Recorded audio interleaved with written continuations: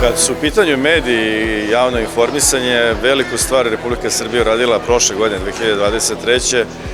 donošenjem dva velika bitna značajna medijska zakona, Zakon o javnom informisanju i medijima i Zakon o elektronskim medijima. Koliko smo značajnu stvar uradili govori pohvala predsjednice Evropske komisije Ursula von der Leyen, koja je rekla da je Srbija sa tim zakonima uradila jednu veliku reformsku stvar i ponosan sam na Ministarstvo informisanja i telekomunikacija koje je to uradilo. Naravno, jedna stvar je doneti zakone, a drugo je uraditi njihovu implementaciju.